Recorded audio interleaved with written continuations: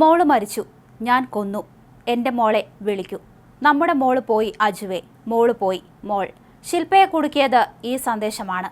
11 മാസം പ്രായമുള്ള തൻ്റെ പെൺകുഞ്ഞിനെ കൊലപ്പെടുത്തിയ ശേഷം അമ്മ ആൺ സുഹൃത്തിനയച്ച മെസ്സേജാണ് കുറ്റസമ്മതത്തിലേക്ക് കാര്യങ്ങൾ എത്തിച്ചത്. കേസിൽ ആൺ സുഹൃത്തായ അജ്മൽ പ്രധാന സാക്ഷിയാകും.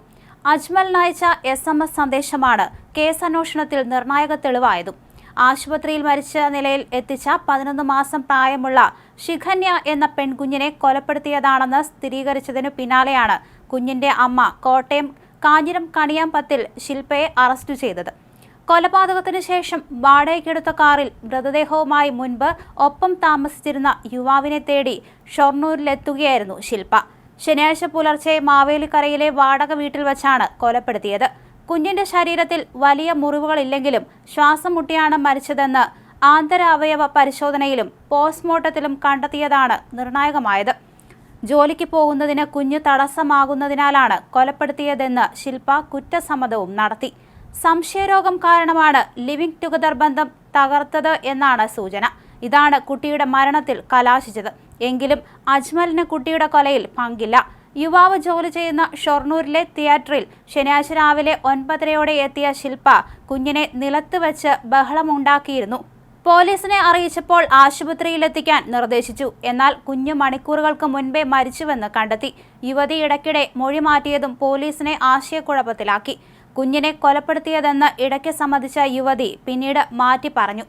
ആന്തരാവയവങ്ങളുടെ ശാസ്ത്രീയ പരിശോധനാ റിപ്പോർട്ട് ലഭിച്ചതോടെ കൊലപാതകം ഉറപ്പിച്ചു. ഇതിനൊപ്പം മെസ്സേജും കിട്ടി.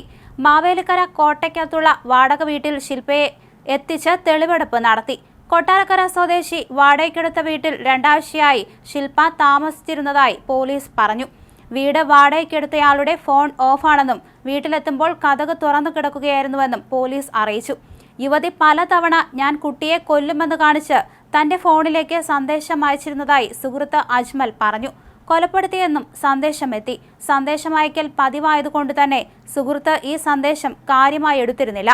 പിന്നീട് കുഞ്ഞിനെ ശ്വാസം മുട്ടിച്ച് കൊലപ്പെടുത്തിയതാണെന്ന് ശില്പ ചോദ്യം ചെയ്യലിൽ സമ്മതിക്കുകയും ചെയ്തു. 2 വർഷക്കാലമായി ഒരുമിച്ച് താമസിച്ചിരുന്ന അജ്മലും ശില്പയും 6 മാസമായി അകന്നാണ് താമസം. സിനിമാ തിയേറ്ററിലെ ജീവനക്കാരനാണ് അജ്മൽ. ശില്പ മംഗലാപുരത്തുള്ള സ്വകാര്യ സ്ഥാപനത്തിലെ തെറാപ്പിസ്റ്റുമാണ്. ശില്പ രാസലഹരി വസ്തുക്കൾ സ്ഥിരമായി ഉപയോഗിക്കുന്ന വ്യക്തിയാണെന്നും അജ്മൽ പോലീസിനോട് പറഞ്ഞിരുന്നു.